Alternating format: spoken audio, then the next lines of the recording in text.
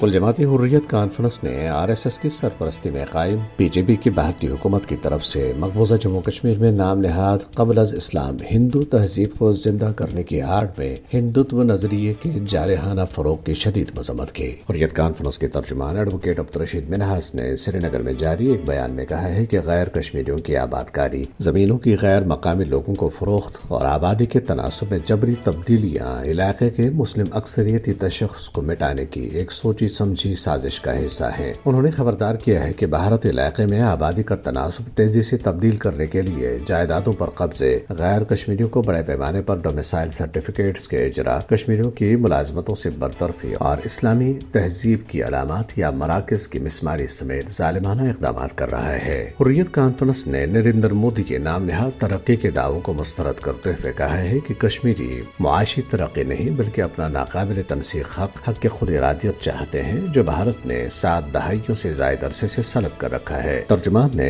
حریت رہنماؤں سمیت بھارت کی جیلوں میں غیر قانونی طور پر نظر بند ہزاروں کشمیریوں کی فوری رہائی کا مطالبہ کیا۔ انہوں نے عالمی برادری پر زور دیا ہے کہ وہ بھارت کو کشمیر کے بارے میں اقوام متحدہ کی قراردادوں کا احترام کرنے اور متنازع علاقے کے ثقافتی اور مذہبی شناخت کو محفوظ رکھنے پر مجبور کرے۔ دریس نے بھارتی قابضین نے کشمیریوں کو ان کی املاک سے محروم کرنے کی اپنی مذموم مہم جاری رکھتے ہوئے ضلع بارہمولہ میں مزید 2 کشمیریوں کی جائیدادیں ضبط کر لی ہیں۔ پولیس نے نئی دلی کے مسلط کردہ لیفٹیننٹ گورنر منوج سنہا کے حکم پر عبداللہ شاہ بخاری کی 1 کنال اور 10 مرلہ اور غلام رسول چوپان کی 13 مرلہ اراضی کالے قانون UAPA کے تحت ضبط کر لی۔ دوسری طرف قابض بھارتی فوجیوں نے پونچھ اور کٹھوا اضلاع میں محاصرے اور تلاشی کی کارروائیوں کا سلسلہ آج بھی جاری رکھا۔ اس دوران مکینوں کو ہراساں اور متعدد نوجوانوں کو گرفتار کیا گیا۔ بھارتی پولیس نے سوشل میڈیا پر آزادی کے حق میں مواد پوسٹ کرنے پر ضلع بانڈی پورہ کے علاقے ہرجن سے اعجاز احمد وانی نامی ایک نوجوان کو گرفتار کر لیا۔ ریاسی اور رامبن اضلاع میں سخت موسم کے باعث ایک خاتون سمیت 5 افراد کی جانیں چلی گئی ہیں۔ ضلع ریاسی میں